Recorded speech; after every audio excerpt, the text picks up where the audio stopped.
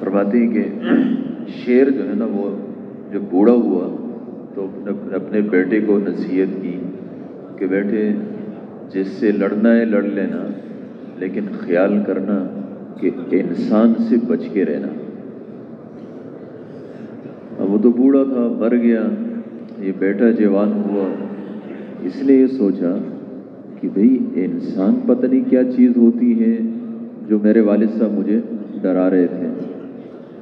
تو اس نے جنگل کے اندر اونٹ کو دیکھا، تو جب اونٹ کو دیکھا تو اس نے سمجھا کہ بھئی یہ انسان ہوگا، اس لیے اس سے مجھے ڈرا رہے تھے۔ اس نے اونٹ سے پوچھا کہ تم انسان ہو؟ اس نے کہا نہیں جی میں تو انسان نہیں ہوں، انسان کا تو بچہ آگے ہوتا ہے اور ہماری قطار ہوتی ہے اور ہم سر نیچے جھکا کے چلتے ہیں، سوال ہی نہیں پیدا ہوتا ہے کہ ہم ادھر ادھر ہو سکیں۔ اس نے سوچا اچھا، تو اس کے بعد اس نے جنگل کے اندر گھوڑے کو دیکھا، اس نے کہا لگتا ہے کہ انسان یہ ہوگا۔ گھوڑے سے پوچھا تم انسان ہو؟ اس نے کہا نہیں جی انسان تو میرے پیٹھ پر بیٹھتا ہے اور مجھے دوڑاتا ہے، میرے پسینے چھوٹ جاتے ہیں، لیکن میں سوال ہی نہیں پیدا ہوتا کہ میں اس انسان سے آگے پیچھے ہو سکوں، حتیٰ کہ اپنے دشمنوں کے اندر لے کے مجھے گھس جاتا ہے، میں اس میں بھی انکار نہیں کر سکتا۔ اب یہ حیران ہوا کہ بھئی پتہ نہیں کون سی مخلوق ہے جس سے مجھے میرے والد ڈرا رہے تھے۔ چلتے چلتے اس نے ایک ہاتھی کو دیکھا، اس نے کہا اوہو یہی انسان ہے۔ اس سے پوچھا تم انسان ہو؟ اس نے کہا نہیں جی انسان تو مجھے لے کر جو ہے نا وہ محلوں میں جاتے ہیں اور میں نے سر نیچے کیا ہوتا ہے، اور انسان کے جو بچے ہوتے ہیں وہ چھوٹے چھوٹے ہوتے ہیں، میرے پیچھے تالیاں بھی پیٹتے ہیں۔ اور یہ حیران تھا کہ بھئی یہ انسان ہے کیا بلا جس سے ساری کی ساری مخلوق ڈرتی ہے، میرے والد صاحب بھی مجھے ڈرا رہے تھے۔ کرتے کرتے یہ جنگل کے کنارے پر پہنچ گیا۔ وہاں اس نے دیکھا کہ ایک آدمی ہے وہ لکڑیاں کاٹ رہا ہے، تو اس کے تو ذہن میں بھی نہیں تھا کہ یہ بھی انسان ہوگا، لیکن اس نے اس سے پوچھ لیا کہ بھئی تم انسان کو جانتے ہو؟ اس نے کہا انسان تو میں ہی ہوں۔ اس نے کہا اوہو میرا والد بڑا بیوقوف تھا جو تم سے مجھے ڈراتا تھا، آؤ میرے ساتھ لڑو۔ تو وہ آدمی سمجھ گیا، وہ لکڑی کاٹ رہا تھا، جب لکڑی چیر رہا تھا نا تو اس میں درمیان میں اس نے ایک وہ جو سریہ ہے وہ رکھا ہوا تھا اور کھلاڑی سے کاٹ رہا تھا۔ تو اس نے اس کو کہا کہ دیکھو تم تو شیر ہو اور جنگل کے بادشاہ ہو، تم ایسے کرو کہ اپنے دونوں پاؤں جو ہے نا اس لکڑی کے اندر کر دو، اور چونکہ تم شیر ہو طاقتور ہو یوں کرو گے چھیر جائیں گے، جب لکڑی چھر جائے گی تو اس کے بعد جو ہے نا وہ ہم لڑیں گے۔ اس نے کہا ٹھیک ہے۔ تو شیر نے اپنے دونوں پاؤں جو ہے وہ اندر کیے اور اس نے وہ سریہ نکال لیا۔ جب سریہ نکالا تو اس کے دونوں پاؤں تو پھنس گئے، پیچھے سے دوسرے پیچھے کے پاؤں ہیں وہ بھی باندھ لیے، اور اس کے بعد اس کو پیٹنا شروع کیا، مارا مارا مارا مارا۔ اس کی عقل میں آئی کہ اب مجھے پتہ چلا کہ میرے والد مجھے کیوں ڈراتے تھے، مجھے تم سے نہیں ڈراتے تھے، تمہاری عقل سے ڈراتے تھے۔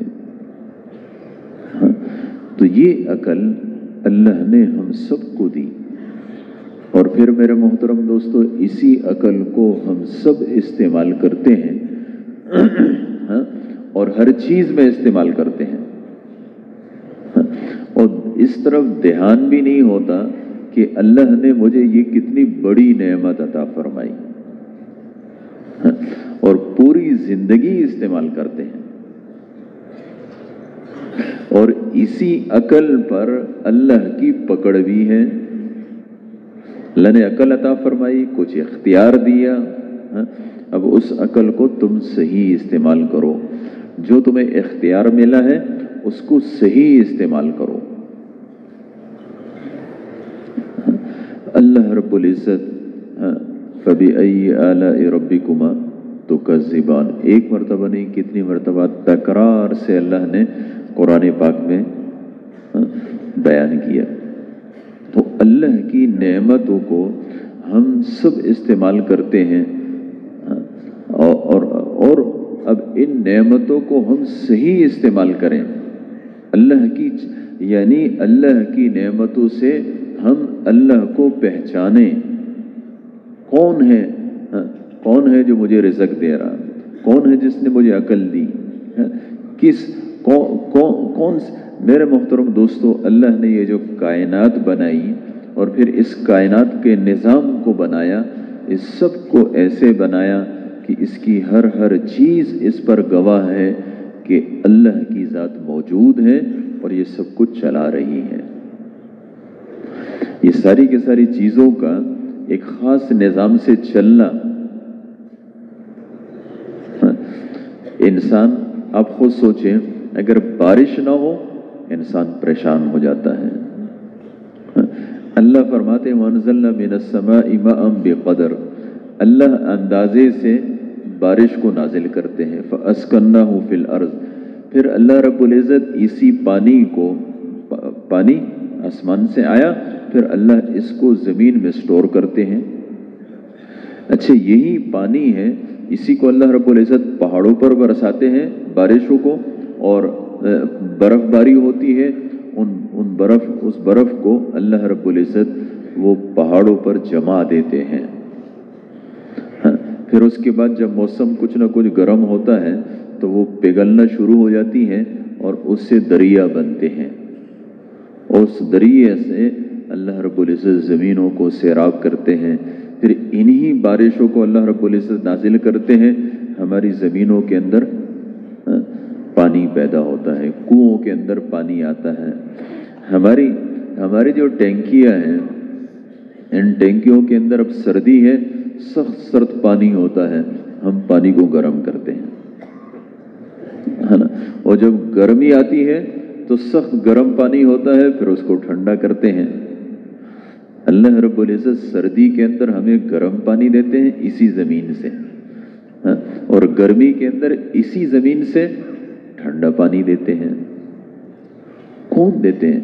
ये एक एक चीज़ नहीं, बेशुमार नेमतें हैं जो हम सब इस्तेमाल करते हैं, लेकिन उसकी तरफ तवज्जो नहीं होती। अल्लाह ने फरमाया वबिर्रहमतिही जअल लकुमुल लैल वन्नहार, अल्लाह ने अपनी रहमत से तुम्हारे लिए दिन भी बनाया, रात भी बनाई। आजकल रातें लंबी है ना, अब आजकल रातें लंबी है, आदमी सोते सोते भी थक जाता है, पता नहीं कितनी मरतबा उठता है। अब आप अल्लाह ये फरमाते हैं कि अगर बताओ अल्लाह इन्हीं रातों को लंबा कर देते, सरमदन इला यौमिल क़ियामा, क़यामत तक रात ही रात रहती तो क्या होता। मैं यअतीकुम बिज़िया, कौन है जो तुम्हें रोशनी, ये इसी तरीके से जब दिन लंबे हो जाते हैं लोग दिन से भी उकता जाते हैं। इंसान को रात की भी ज़रूरत है, इंसान को दिन की भी ज़रूरत है। दिन की ज़रूरत है कामकाज के लिए, रात की ज़रूरत है सुकून हासिल करने के लिए। जो सुकून अल्लाह रात में हम इंसान को देते हैं, ये दिन में इंसान को कभी नहीं मिल सकता। फिर अल्लाह रब्बुल इज़्ज़त ने अब अगर अल्लाह रब्बुल इज़्ज़त ऐसे न करते बल्कि हर इंसान की अपनी मर्जी पर छोड़ देते तो क्या होता। कोई कहता जी रात लंबी होनी चाहिए, कोई कहता दिन लंबा होना चाहिए, कुछ कहते मेरे काम नहीं निपटे हैं अब थोड़ी सी और लंबी हो जाए। अल्लाह ने एक ख़ास मिक़दार, फिर उसी में कभी दिन को लंबा कर देते हैं, कभी रात को लंबा कर देते हैं। अल्लाह फरमाते हैं इनमें अक्लमंदों के लिए निशानियां हैं। अगर अकल हो ना तो ये क्यों चल रहा है। अल्लाह को न रात की ज़रूरत न अल्लाह को दिन की ज़रूरत।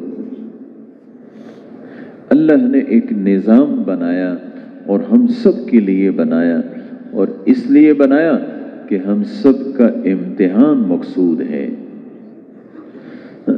یہ انسان کیا کرتا ہے؟ پھر اللہ رب العزت نے ہم سب کے لیے ایک جو ہے وہ بنایا کہ شیطان بنایا۔ شیطان کیا ہوتا ہے؟ شیطان انسان کو بہکاتا ہے۔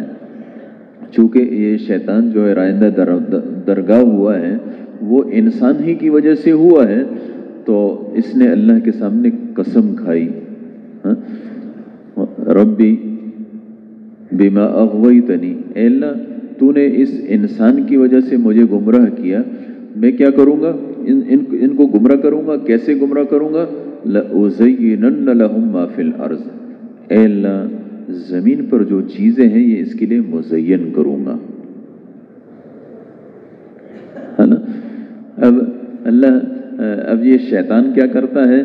اللہ کے احکامات میں ہمیں کامیابی دکھائی دیتا ہے۔ اللہ رب العزت نے ایسے کیا کہ یہ جو دنیا بنائی، پھر اس کے اندر اللہ رب العزت نے چیزوں کو پیدا کیا، اِنَّا جَعَلْنَا مَا عَلَى الْأَرْضِ زِينَةً لَهَا، اور ان چیزوں کو مزین کیا۔ پھر اللہ رب العزت نے ہمارے پاس پیغمبر علیہ الصلاۃ والسلام بھیجے، حضور پاک علیہ الصلاۃ والسلام آئے، اور حضور صلی اللہ علیہ وسلم نے ہمیں ایک زندگی گزار کر بتائی، اور بتایا کہ بھی دیکھو ایسی زندگی گزارو گے تم کامیاب، اور اگر ایسی زندگی نہیں گزارو گے تو ناکام۔ اللہ رب العزت کو سب سے زیادہ جس کی زندگی پسند تھی وہ ہمارے پیغمبر صلی اللہ علیہ وسلم کی تھی۔ لَقَدْ كَانَ لَكُمْ فِي رَسُولِ اللَّهِ أُسْوَةٌ حَسَنَةٌ، فرمایا تمہارے لیے حضور صلی اللہ علیہ وسلم کی زندگی میں بہترین نمونہ۔ اور کیا فرمایا؟ قُلْ إِن كُنتُمْ تُحِبُّونَ اللَّهَ، فرمایا اگر تم یہ چاہتے ہو کہ تم سے اللہ محبت کرے، ہم سب چاہتے ہیں کہ اللہ ہم سے محبت کرے، اب اس کا طریقہ کیا ہے؟ فرمایا فَاتَّبِعُونِی، ان سے کہو کہ تم میری اتباع کرو، پیغمبر صلی اللہ علیہ وسلم کی اتباع کرو۔ اب اتباع کا مطلب کیا ہے؟ اتباع کا مطلب یہ ہے کہ ہمارے پیغمبر نے یہ 24 گھنٹے کی جو زندگی گزاری ہے نا، اس میں ہمیں بتایا ہے بھئی دیکھو یہ جائز ہے، یہ ناجائز ہے، ہاں یہ میرا طریقہ ہے، اس طریقے سے زندگی گزارو، ہاں؟ اور وہ زندگی بھی انتہائی آسان زندگی ہے۔ اس کا فائدہ یہ ہوگا کہ جب تم پیغمبر کی زندگی گزارو گے، اٹھنے بیٹھنے میں، چلنے پھرنے میں، کھانے پینے میں، نشست اور برخاست میں، اس طریقے سے لین دین میں، اپنے معاملات میں، یہ جو پوری زندگی ہے جس کو اسلام کہتے ہیں، فرمایا کہ اس کو اختیار کرو، یحببکم اللہ، اللہ تم سے محبت کریں گے، اللہ تم سے محبت کریں گے، ویغفر لکم ذنوبکم، اللہ تمہارے گناہوں کو معاف کر دیں گے۔ ہمیں یعنی ویسے نہیں چھوڑا کہ بھئی آپ کی مرضی جو چاہے کرو، یہ تو کافر کی زندگی ہے۔ الدنیا سجن المومن و جنت الکافر، دنیا تو مومن کا قید خانہ ہے۔ قید خانے میں کیا ہوتا ہے؟ قید خانے میں نہ کھانا پینا اپنی مرضی سے ہوتا ہے، نہ لباس اپنی مرضی کا ہوتا ہے، نہ ٹائم ٹیبل اپنی مرضی کا، کچھ بھی نہیں، آپ سب میں کسی کے تابع ہیں۔ اس طریقے سے ہماری جو زندگی ہے اس میں ہم سب تابع ہیں۔ حضور صلی اللہ علیہ وسلم کی زندگی کی طرح زندگی بنانی ہے، اللہ کے احکامات کو اپنی زندگی میں لے کر آنا ہے۔ فرمایا اس کا فائدہ یہ ہوگا کہ یحببکم اللہ، اللہ تم سے محبت کریں گے۔ اگر ایسے نہیں ہے تو دوسری زندگی کس کی ہے؟ کافر کی ہے۔ وجنت الکافر، فرمایا دنیا کی زندگی کافر کی جنت ہے۔ اب جنت کے اندر کیا ہے؟ کوئی احکامات نہیں، جنت کے اندر مرضی ہے، وَلَكُمْ فِيهَا مَا تَشْتَهِي أَنفُسُكُمْ۔ اگر ایسی زندگی گزاری تو اس کا نتیجہ ناکامی ہے۔ اللہ کے احکامات पैगंबर सल्लल्लाहु अलैहि वसल्लम के तरीके। इसके लिए अच्छा, दूसरी तरफ से जैसे मैं अर्ज कर रहा था कि शैतान है, वो क्या करता है, लउज़य्यिनन्न लहुम मा फिल अर्ज़ व लउग़वियन्नहुम अजमईन। ऐ अल्लाह, दुनिया में ज़मीन पर जो कुछ है मैं इन इंसानों के लिए मुज़य्यन करूँगा। अब होता क्या है, हाँ? अच्छा, अब वो जो शैतान है ना, वो मुज़य्यन क्या करता है, वो अल्लाह के अहकामात के खिलाफ में इंसान को कामयाबी दिखाता है। अल्लाह के अहकामात के खिलाफ जिंदगी गुजारोगे, कामयाब हो। अच्छा, फिर अब ये जो वो है ना, हम अल्लाह के अहकामात पर आ जाए, इसके लिए और जो मुनकरात हैं, जो चीज़ें मना हैं, उससे हम बच जाए, उसके लिए क्या है, उसके लिए अल्लाह ने हमें जो नमाज अता फरमाई है ना, ये नमाज एक ऐसी चीज़ है कि इन्नस्सलात तन्हा अनिल फहशाई वल मुनकर, फरमाए नमाज इंसान को बुराइयों से रोकती है, मुनकरात से रोकती है। इस नमाज के अंदर ऐसी ताकत है, लेकिन मसला ये है कि हमारी नमाज नहीं है। हाँ, जब आप गाड़ी चलाएं ना और गाड़ी के ब्रेक फेल हो, तो उसका नतीजा क्या होता है, एक्सीडेंट नहीं होता है। अगर ब्रेक मजबूत हो तो आदमी रुक जाता है। अब होता क्या है, आदमी मुलाजमत करता है।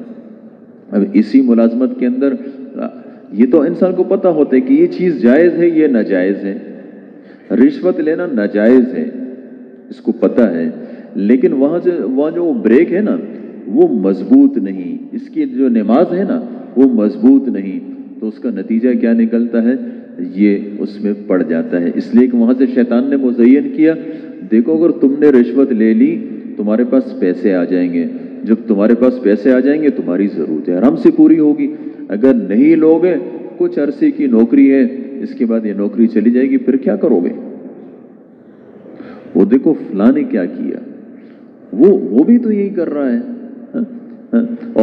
और देखो वो उसने बंगला बना लिया, उसने फलां बना लिया। हा? इन चीज़ों को छोड़ो, लउज़य्यिनन्न लहुम मा फिल अर्ज़, इसके लिए मुज़य्यन करता है। और ये जो शैतान की तरगीब है ना, वो अंदर अंदर चलती है, और उसके बाद क्या होता है, इन जो ब्रेक फेल ये एक्सीडेंट कर देता है। इसी तरीके से नाजायज़ कमाई है, हाँ, इसको पता है ये नाजायज़ है, हाँ, फिर भी इसमें पड़ जाता है, उसकी वजह भी यही होती। हाँ, अल्लाह ने हमें जो नमाज दी ना, बहुत आला किस्म की इबादत है, और इस नमाज के अंदर सलाहियत है कि इंसान की नमाज बन जाए, इसका पूरा दीन बन जाता है। आप सल्लल्लाहु अलैहि वसल्लम ने वैसे नहीं फरमाया कि अस्सलातु इमादुद्दीन, कि नमाज दीन का सुतून है। और नमाज क्या अजीब अजीब मिसालें दी कि जैसे जो है वो खेमा है, उसकी दरमियान की लकड़ी है, उसका गिर जाना सब कुछ का गिर जाना है। हाँ, मेरे मोहतरम दोस्तों, नमाज बड़ी अहम इबादत है। इस नमाज के अंदर सलाहियत है हमें अपने पूरे दीन पर चलाने की। लेकिन इस नमाज के अंदर होता क्या है कि हम जब नमाज पढ़ते हैं ना, अल्लाह ने अहम चीज़ बयान की, फरमाया अक़िमिस्सलात लिज़िक्री क़द अफ़लहल मुमिनून अल्लज़ीना हुम फ़ी सलातिहिम ख़ाशिऊन। अपनी नमाजों के अंदर खुशू करने वाले, खुशू का मतलब क्या, दिल से अल्लाह की तरफ मुतवज्जे होना। अक़िमिस्सलात लिज़िक्री, नमाज को मेरी याद के लिए कायम करो। नमाज के अंदर सबसे अहम चीज़ अल्लाह की तरफ तवज्जो। अब हम नमाज पढ़ते तो हैं, लेकिन वो जो अल्लाह की तरफ तवज्जो है ना, जो सबसे अहम चीज़ है, उसमें कमी होती है। और चूंकि शैतान को भी पता है कि इसका सारा मसला यहीं से बनना है, तो वो आपके ऊपर पूरा जोर लगाएगा, आपकी तवज्जो नमाज की तरफ, नमाज में अल्लाह की तरफ ना जाए। नमाज आप पढ़ेंगे लेकिन तवज्जो उस तरफ, आप अपनी तवज्जो नमाज की तरफ करेंगे, थोड़ी देर के बाद क्या होगा, फिर आपको शैतान आपकी दिलचस्पी की बात आगे कर देगा। اور شیطان کا کیا ہے؟ شیطان سارے اس کا جو کچھ ہے وہ سب تخیلات ہوتے ہیں، اور اسی چیز میں انسان اچھا یہ بھی غلط ہے۔ ہم میں سے بہت سارے ساتھی ایسے ہوتے ہیں جو نماز پڑھتے ہیں نا، لیکن اس میں دینی سوچوں کو وہ کرتے ہیں اور کہتے ہیں یار یہ تو ٹھیک ہے، تو دین کیا ہے؟ مثال کے طور تبلیغ والے ہیں تو نماز بھی پڑھیں گے اور اس کے ساتھ جو ہے نا وہ تشکیل کا بھی سوچیں گے، کہ یار وہ فلاں سے کس کے ساتھ بات کرنی ہے، فلاں کو تیار کرنا ہے، فلاں کو چلنے کے لیے، فلاں کو یہ بھی نماز میں نہیں کرنا۔ نماز کے اندر ایک اللہ، ان تعبد اللہ کأنک ترا، ہمارے پیغمبر نے فرمایا ایسے اللہ کی عبادت کرو جیسے تم اللہ کو دیکھ رہے ہو۔ اگر ایسے نہیں ہو سکتا، اتنا تو کر لو کہ مجھے اللہ دیکھ رہا ہے، اور اللہ رب العزت مکمل متوجہ، اور کتنی یعنی وہ اللہ جو جس سے ہمارے سارے کام نے بننا ہے، وہ اللہ جس سے ہمارے سارے کام بنیں گے، وہ اللہ ہماری طرف مکمل متوجہ، اور ہم کون ہیں؟ ہم وہ ہے جس کے جو سب کچھ میں اس اللہ کے محتاج، اور وہی انسان پھر اللہ کی طرف متوجہ نہیں۔ اللہ ہماری طرف متوجہ اور ہم اللہ کی طرف متوجہ نہ ہوں، بس اس کی محنت کرنی پڑے گی، اس کی محنت کرنی پڑے گی کہ ہماری توجہ ادھر ادھر نہ ہو، اور اس کی مشق کرنی پڑے گی۔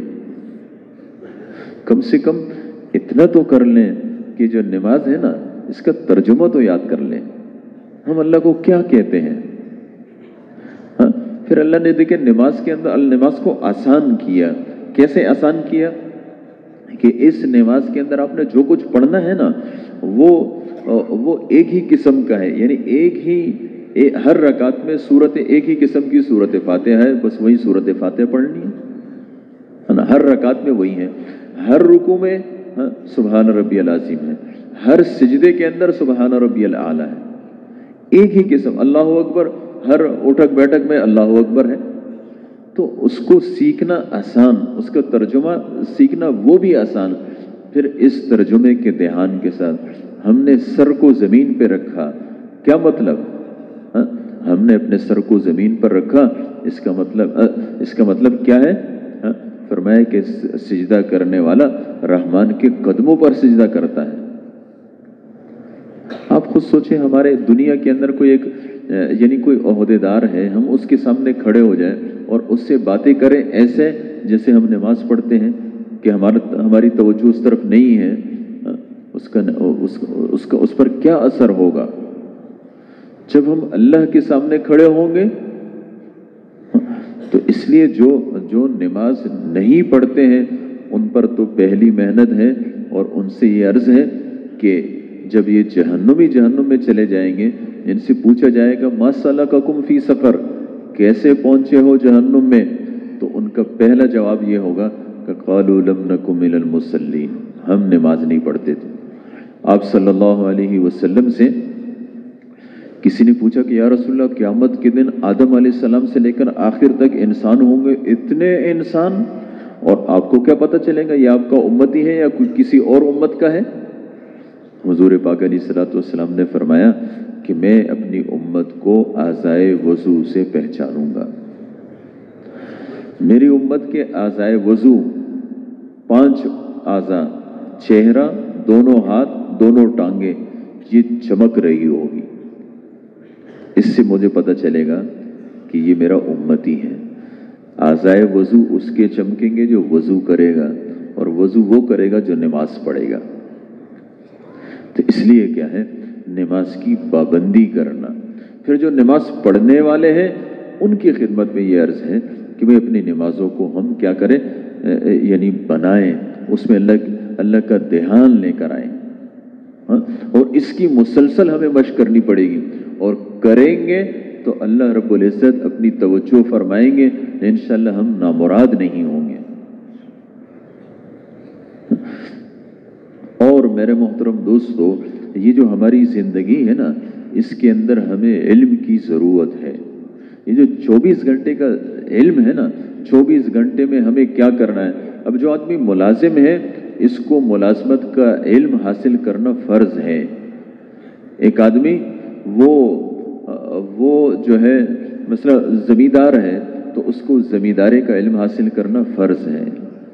اس طریقے سے جو آدمی جو کچھ کرتا ہے اس کا علم اس کو حاصل کرنا فرض ہے. جو آدمی شادی شدہ ہے اس کو شادی سے پہلے شادی کا علم حاصل کرنا چاہیے. اس طریقے سے شادی شدہ ہے اس کو اپنے اولاد کے حقوق کو سمجھنا چاہیے. بیوی کے اپنے حقوق ہیں، ماں باپ کے اپنے حقوق ہیں، یہ سارے کے سارے یعنی اس کو سیکھنا اور اس پر عمل کرنا. اس کے لیے بھائی اللہ رب العزت نے ہمیں علماء کرام دیے، ان کے پاس جانا. یعنی تنبیہ الغافلین میں لکھا ہے کہ جب کسی عالم کے پاس آدمی جاتا ہے کسی مسئلے کو پوچھنے کے لیے تو فرمایا ہر قدم پر اس کو 1 سال کی عبادت کا اجر ملتا ہے.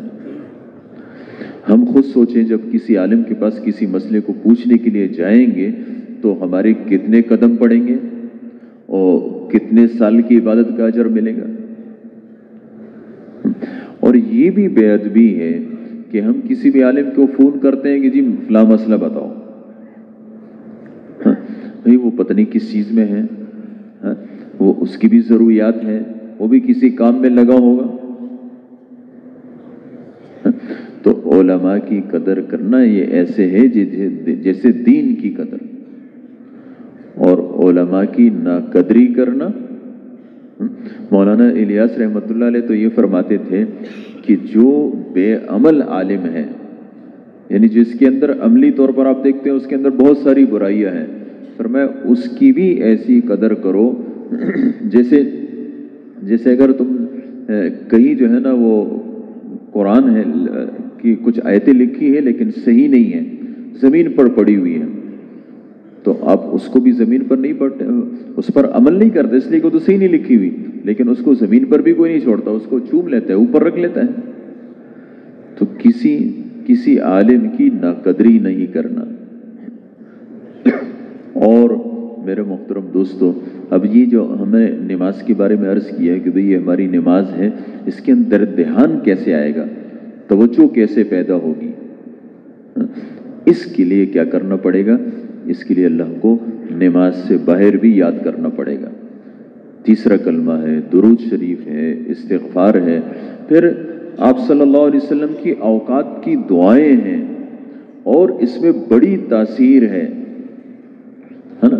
ہم جتنے مسائل ہیں نا اس کو حل کرنے کے لیے بھی کیا ہے، آپ صلی اللہ علیہ وسلم نے دعائیں بتائی، اور آپ صلی اللہ علیہ وسلم کی ہر دعا کے اندر بہترین ہو.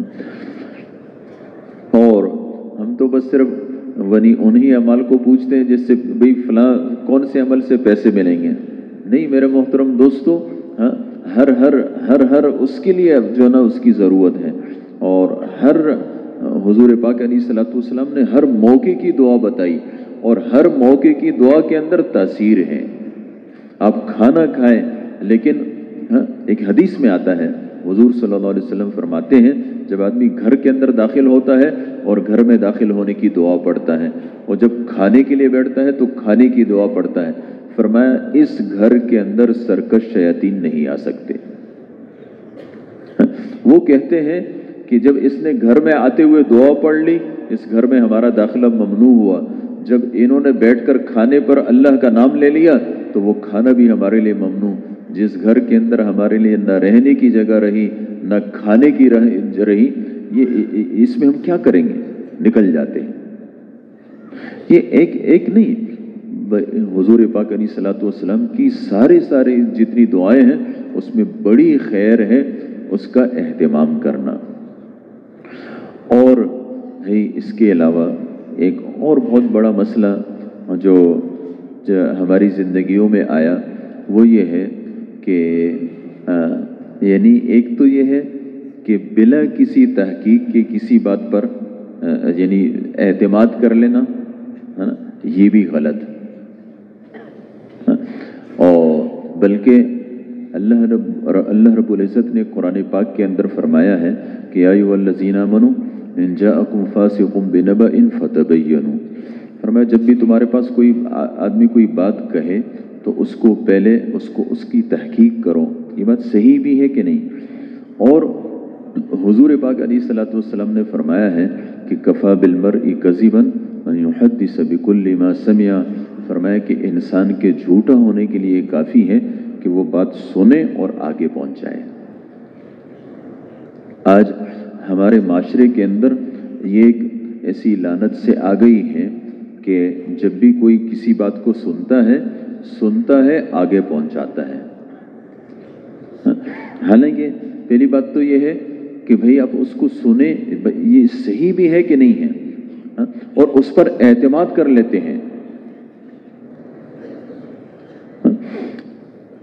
کتابوں میں لکھا ہے، مولانا رشید احمد گنگوئی رحمۃ اللہ علیہ، ان کے بارے میں یہ بات مشہور ہو گئی کہ بھئی یہ کہتے ہیں کہ کلمے میں لا الہ الا اللہ پڑھو، محمد رسول اللہ مت پڑھو۔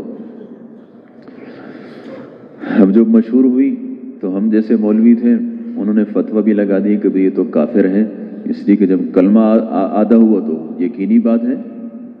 اب جب زیادہ مشہور ہوئی تو ان کے پاس بات پہنچی کہ جی آپ کے بارے میں یہ بات مشہور ہے کہ آپ کہتے ہیں کہ لا الہ الا اللہ پڑھو، محمد رسول اللہ مت پڑھو، کیا مسئلہ ہے؟ تو انہوں نے فرمایا کہ ایک شخص مجھ سے میرے پاس آیا اور اس نے مجھ سے پوچھا کہ جب اذان کہی جاتی ہے تو اس اذان کے آخر میں لا الہ الا اللہ ہے، تو جب ہم اس کا جواب دیتے ہیں تو ہمیں جواب میں لا الہ الا اللہ کہنا چاہیے یا اس کے ساتھ محمد رسول اللہ بھی کہنا چاہیے؟ تو چونکہ حضور پاک علیہ الصلوۃ والسلام فرماتے ہیں کہ جو الفاظ مؤذن کہے جواب میں تم بھی وہی کہو، تو میں نے یہ کہا کہ صرف لا الہ الا اللہ کہو۔ اب انہوں نے جو فرمایا وہ صرف کس کے لیے فرمایا؟ اذان کے لیے فرمایا، عام ہر حال کے لیے نہیں فرمایا۔ جس نے سنا اس نے غلط سنا اور غلط سن کے آگے پہنچایا، ہاں، اور اس کا نتیجہ کیا نکلا وہ ہم سب کے سامنے۔ اس طریقے سے بڑی بڑی لڑائیاں ہو جاتی ہیں، وہ اس سب کی بنیاد جو ہوتی ہے وہ اسی طریقے سے بے تحقیق باتیں ہیں۔ اور جیسے اللہ نے فرمایا نا، اس کی تحقیق کرو ورنہ کل کچھ ایسا کام کر لو گے کہ پھر نادم ہوگے۔ تو اسی طریقے سے ہوتا ہے۔ یہ آپ کے پاس ایک بات آئی، پہلی بات تو یہ ہے کہ آپ کا اس سے کوئی تعلق بھی ہے کہ نہیں۔ اگر آپ کا اس سے کسی سے اس بات سے کوئی لینا دینا نہیں ہے، کوئی تعلق نہیں، تو بس خاموش ہو جائے، اس کو ضرورت ہی نہیں آگے پیچھے اس کی۔ اور اگر آپ نے آگے کسی کو کرنی ہے اس سے پہلے آپ کے ذمے ہے کہ اس کو جو ہے اس کی تحقیق کریں۔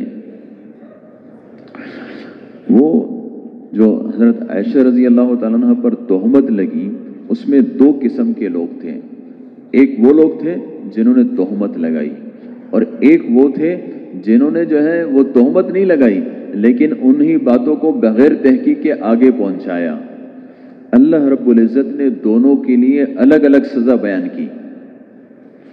وہ جو جنہوں نے تہمت لگائی تھی ان کے بارے میں اللہ نے فرمایا والذی تولی کبرہ منہم لہ عذاب علیم، فرمایا جنہوں نے تہمت لگائی ان کے لیے دردناک عذاب ہے۔ اور یہ جو بلا تحقیق آگے پہنچانے والے تھے نا، ڈنڈورا پیٹنے والے، ان کے بارے میں فرمایا کہ لکل امرئ منہم مکتسب من الاثم، ہر ایک نے اپنے حصے کی کمائی کر لی، اپنے حصے کا گناہ کما لیا۔ تو اس لیے کیا ہے کہ اور اللہ معاف کرے، آج تو کچھ ہمارا یعنی ایسے معاشرہ بن گیا ہے کہ ہم یعنی ہمارے ہاں خبر جو ہے نا، خبر وہ کیا ہے؟ گناہ خبر ہیں۔ حضور پاک علیہ الصلوۃ والسلام نے فرمایا کہ بھئی کسی برائی کو تمہیں مٹھانا ہے، فرمایا اس کا ذکر چھوڑ دو، اس کا تذکرہ چھوڑ دو، جب تذکرہ چھوڑ دو گے وہ مٹ جائے گی۔ اور ہم کیا کرتے ہیں؟ ہم برائیوں کو اور اسی قسم کی خبروں کو دیکھتے ہیں، اور جو خبریں دینے والے ہوتے ہیں ان کا بھی چونکہ مقصود جو ہے وہ خبر دینا نہیں ہوتا بلکہ پیسے کمانا ہوتے ہیں۔ اور حضور صلی اللہ علیہ وسلم فرماتے ہیں کہ حب الدنیا رأس کل خطیہ، فرمایا دنیا کی محبت ہر برائی کی جڑ۔ تو وہ بھی جو خبر لکھتے ہیں نا، وہ اس لیے لکھتے ہیں تاکہ زیادہ پڑھی جائے، تاکہ ہمیں زیادہ پیسے ملیں۔ بہت پرانی بات ہے. اس وقت زمانہ ایسے تھا کہ جو ہے نا وہ اسلحہ بھی لوگوں کے پاس نہیں ہوتا تھا، اور کہیں جو ہے کسی کی یعنی کہیں جو ہے وہ یعنی کہیں گولی وغیرہ چل جانا یہ بڑی عجیب سی بات ہوتی تھی. اس وقت کی بات ہے، یہ اخبار وغیرہ ہوا کرتے تھے اس وقت. تو اس زمانے میں اب کسی نے لکھا نا، وہ اخبار میں سب سے بڑی سرخی لگائی، کہہ رہے بھائی لاہور میں گولی چل گئی. اب وہ جو اخبار والا ہے وہ اخبار فروخت کر رہا ہے، اور دوڑا دوڑ لوگ خرید رہے ہیں، کیوں پتہ نہیں گولی چل گئی کیا ہوا. اب جب نیچے پڑھ رہے ہیں نا تو تفصیل میں کیا لکھا ہوا ہے کہ بھئی وہ ایک لاہور کے اندر ایک حکیم صاحب نے ایک گولی ایجاد کی ہے، وہ لوگوں میں چل پڑی ہے، لوگ خرید رہے ہیں. اور اوپر سے جو وہ ہیڈنگ دی نا وہ اس طریقے سے دی کہ بس ہر کوئی خریدے. میں نے آپ سے عرض کیا نا کہ ہمارا جو زمانہ ہے وہ وہی ہے کہ دنیا کی محبت میں ہم سب اندھے ہیں، اور اب دنیا پیسے کمانے کے لیے کیا کرنا ہے، اس کے لیے ہمارے پاس وہ جو بریک ہے اچھی نماز وہ ہے نہیں. تو اس کا نتیجہ کیا ہے کہ بس دنیا کمائی جائے جیسے بھی ہو. اب اس کا نتیجہ یہ نکلتا ہے کہ پیسے تو آتے ہیں لیکن پیسے اللہ کے احکامات کو توڑتے ہوئے آتے ہیں. جب وہ اللہ کے احکامات کو توڑتے ہوئے آتے ہیں تو پیسے موجود ہوتے ہیں اور ہم پریشان ہوتے ہیں. پیسے موجود ہوتے ہیں اور ہم پتہ نہیں مختلف بیماریاں، کبھی عدالتیں، کبھی ہسپتال، کبھی کیا دوڑ رہے ہیں. کیوں؟ ایک ہی چیز دماغ میں بیٹھی ہے، وہ ہے دنیا کی محبت. آپ صلی اللہ علیہ وسلم نے فرمایا لِكُلِّ أُمَّةٍ فتنہ، فرمایا ہر امت کے لیے ایک فتنہ ہوتا ہے. وَفِتْنَةُ أُمَّتِيَ الْمَالِ، میری امت کا فتنہ مال ہے. اب جب مال دکھائی دیتا ہے وہاں سے بریک فیل ہو جاتے ہیں، اور وہ ہم جو ہے اس کو کما لیتے ہیں، اس کو لے لیتے ہیں. اس کو نہیں سوچتے ہیں کہ بھئی اس سے میرا رب ناراض ہوگا، اس سے اللہ کا حکم ٹوٹے گا. تو اسی قسم کی خبریں دیتے ہیں، اور جو خبریں پڑھنے والے ہیں وہ کیا کرتے ہیں، اسی قسم کی خبروں کو زیادہ پڑھتے ہیں اور اسی کو تفصیل کو، ان کا بھی مسئلہ حل. اور اس کا نتیجہ کیا نکلتا ہے؟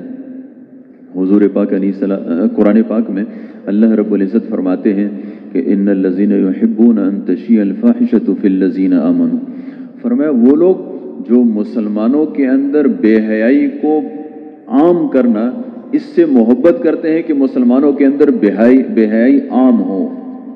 فرمایا ان کے لیے دنیا کے اندر بھی دردناک عذاب ہے. آج اچھا میں یہ عرض کر رہا تھا، حضور صلی اللہ علیہ وسلم فرماتے ہیں کہ جو ہے نا کیا ہے، کسی برائی کو مٹانا ہے اس کا تذکرہ چھوڑ دو. اب ہمارے ہاں کیا ہوتا ہے، یہ ایک خبر ہوتی ہے کہ بھئی فلاں نے اتنی کرپشن کی. اب جب وہ تفصیل پڑھتے ہو، اچھا اتنی کرپشن ہوئی، اب اس کے بعد کیا ہوتا ہے آگے، کرپشن کا تو ہم سنتے ہیں، تو وہ جو اسی درجے کے دوسرے ہوتے ہیں نا وہ سوچتے ہیں اچھا اس نے اتنی کرپشن کی، اس کے پاس اتنا مال آیا، میرے پاس نہیں آیا، تم بھی کرو. تو جو برائی مٹنی چاہیے تھی وہ نہیں مٹتی ہے بلکہ اور پھیل جاتی ہے. حالانکہ اللہ رب العزت کا جو نظام ہے نا وہ ایسے نہیں ہے کہ اللہ رب العزت غافل ہو گئے. اللہ قرآن پاک میں ایک نہیں کئی جگہ فرماتے ہیں، کہیں فرماتے ہیں وَمَا اللَّهُ بِغَافِلٍ عَمَّا تَعْمَلُونَ، کہیں فرماتے ہیں وَمَا اللَّهُ بِغَافِلٍ عَمَّا يَعْمَلُونَ إِنَّ اللَّهَ خَبِيرٌ بِمَا تَعْمَلُونَ. اس طریقے کے بہت مختلف آیتیں ہیں. ان سب کا خلاصہ یہ ہے کہ اللہ رب العزت کبھی ایسے نہیں ہے کہ اللہ رب العزت کسی بھی چیز سے غافل ہو، سب کچھ ہوتا ہے. اب وہ جو کرپشن کرتا ہے، جو لوٹ مار کرتا ہے، جو مسلمان کو تکلیف دیتا ہے، اللہ رب العزت اس کی زندگی کو بھی برباد کرتے ہیں. اللہ رب العزت لیکن وہ اس کا جو نتیجہ ہوتا ہے نا وہ ہمارے سامنے نہیں آتا.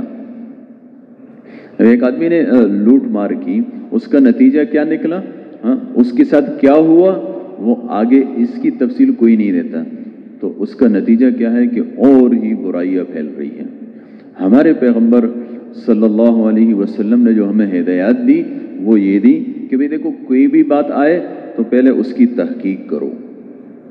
آگے مت پہنچاؤ. پھر اس کے بعد اگر وہ صحیح ہے اس کو بھی دیکھو کہ بھئی اس کا تم سے کوئی تعلق بھی ہے کہ نہیں. جو ایک وہ آسمان نا فرمایا من کثر کلامہ کثر خطأہ، فرمایا جس کی باتیں زیادہ ہوگی اس کی غلطیاں بھی زیادہ ہوگی. پہلے زمانے میں جو کم بولتا تھا اس کو لوگ عقل مند سمجھتے تھے. آج جس کی زبان زیادہ چلتی ہے اس کو لوگ عقل مند سمجھتے ہیں. اور اس کا نتیجہ کیا ہے؟ دنیا کے اندر فساد. اور اللہ رب العزت کو فساد ناپسند ہے. فساد تو خود ناپسند ہے، بلکہ جو فساد زمین پر پھیلاتے ہیں یہ بھی اللہ کے ہاں مبغوض لوگ ہیں. تو اس لیے کیا ہے، اللہ رب العزت کے ہاں پسندیدہ کیا ہے؟ مسلمانوں کا جوڑ ہے، مسلمانوں کی الفت ہے، مسلمانوں کی محبت ہے. اور اللہ کو آپس کا توڑ، دلوں کا ٹوٹ جانا، یہ ناپسندیدہ ہے. آپ خود سوچیں کہ اسلام کے اندر آپس میں جوڑ کی کتنی اہمیت ہے. یعنی جھوٹ حرام ہے، جھوٹ حرام ہے اور گناہ کبیرہ ہے. ایک شخص حضور پاک علیہ الصلوۃ والسلام کے پاس آیا اور کہنے لگا یقول المؤمن جبانا یا رسول اللہ، مومن جو ہے وہ بزدل ہو سکتا ہے؟ فرمایا ہاں ہو سکتا ہے. اس نے کہا یا رسول اللہ یقول المؤمن بخیلا یا رسول اللہ، مومن وہ کنجوس بھی ہو سکتا ہے؟ فرمایا ہاں ہو سکتا ہے. اس نے کہا یقول المؤمن کذابا یا رسول اللہ، مومن جھوٹا بھی ہو سکتا؟ فرمایا نہیں ہو سکتا. جھوٹ اور ایمان یہ اکٹھے نہیں ہو سکتے. جھوٹ اور ایمان یہ اکٹھے نہیں ہو سکتے. لیکن اس کے باوجود جہاں دو آدمیوں کے درمیان توڑ ہے نا، اس کے درمیان جوڑ پیدا کرنے کے لیے اگر آپ نے جھوٹ بولا، اسلام نے اس کی بھی اجازت دی. دو آدمیوں کے درمیان توڑ ہے، ان کے درمیان آپس میں باتیں بند ہیں. اب آپ ایک کے پاس گئے، وہ دوسرے کے بارے میں الٹی سیدھی بولے گا اس لیے کہ آپس میں نہیں لگتی ہیں. آپ نے کہا یار تم تو اس کے بارے میں ایسی الٹی سیدھی بول رہے ہو اور میں تو ابھی اس کے پاس سے آیا ہوں، وہ تو آپ کے بارے میں بڑی اچھی باتیں کر رہا تھا، آپ ایسے اچھے ہیں، یہ ہے وہ ہے. اچھا، اب اس کا دل خود بخود اس کی طرف سے صاف ہوگا. دوسرے کے پاس گئے، وہ پہلے کے بارے میں لگ رہا ہے کہ وہ ایسا ہے، الٹی سیدھی بول رہا ہے. آپ نے کہا یار میں تو اس سے آیا ہوں، وہ تو آپ کے بارے میں ایسی اچھی باتیں کر رہا تھا کہ آپ ایسے اچھے ہیں، آپ یوں ہوئے. یہ باتیں اس نے کہی نہیں ہے، لیکن یہ خود بخود جھوٹ بول رہا ہے. کیوں؟ تاکہ ان کے درمیان جوڑ پیدا ہو جائے. اسلام نے اس کی بھی اجازت دی. آپ خود سوچیں کہ اسلام میں آپس میں جوڑ، آپس میں مل کے چلنا، ایک دوسرے کی قدر کرنا، یہ کتنا اللہ کے ہاں پسندیدہ عمل ہے. آج تو ہمارا کچھ ایسا معاشرہ ہوا، ایک دوسرے کو تانے دیتے ہیں بغور. اور اچھا تانا کس طریقے؟ کیا ہوا؟ ابھی تک اپنے باپ کا بدلہ نہیں لیا، اب اس کی صلح ہو گئی ہے، سب کو یہ ایسی کرے گا تاکہ جو ہے نا کیا ہے اس کو جو ہے نا وہ ہو، یعنی وہ جا کے اس سے لڑے، ہے نا. اب بھائی کا بدلہ نہیں لیا، فلاں کا نہیں لیا. ویل لکل ہمزۃ لمزہ، جو سامنے تانے دیتا ہے اللہ فرماتے ان کے لیے بڑی بربادی ہے. ہم یعنی معاشرے کے احکامات کو ہم سیکھیں. اور میرے محترم دوستو، ایک بہت بڑی وجہ یہ بھی ہے، دیکھیں ہم سب مانتے ہیں اور بار بار ہم نے سنا ہے، اپنے ساتھیوں سے بھی سنا ہے کہ دین کے اندر یعنی 100 حصے کیے جائے تو 75% دین وہ اخلاق ہے، معاملات ہیں، لین دین ہے نا. ہم نے کئی مرتبہ سنا، لیکن تھوڑا سا سوچنا چاہیے. ہم سب یہ پرانے ساتھیوں سے بھی عرض کرتے ہیں، بہت سارے ہمارے علماء کرام بھی ہوتے ہیں، ان سے بھی عرض کرتے ہیں کہ جب دین کا 75% حصہ وہ اخلاق ہے، معاملات ہیں، لین دین ہے، تو اس کو 75% بیان کریں گے تو وجود میں آئے گا نا. ہمارے ہاں نہ یہ چیزیں نہیں بیان ہوتی، ہم خود بھی نہیں کرتے کہ بھئی آگے اس سے آگے چل پڑتے ہیں، تو اس کا نتیجہ کیا ہے کہ وجود میں بھی نہیں آ رہی ہے. یعنی اسلامی زندگی وہ بڑی بہترین زندگی ہے اسلامی معاشرہ بڑا بہترین معاشرہ ہے، اور اسلام کے اندر امن ہے، سکون ہے، اطمینان ہے۔ وہ چیزیں جب بیان نہیں ہوتی ہیں تو اس کا نتیجہ کیا نکلتا ہے؟ ساری کی ساری زندگی۔ اچھا، دوسری بات یہ ہے، آپ خود سوچیں، اگر ہم چاہتے ہیں کہ کفار اسلام میں داخل ہوں تو کفار کیسے اسلام میں داخل ہوں گے؟ اگر وہ ہم کہتے ہیں ہماری نمازیں دیکھیں گے تو ہماری نمازیں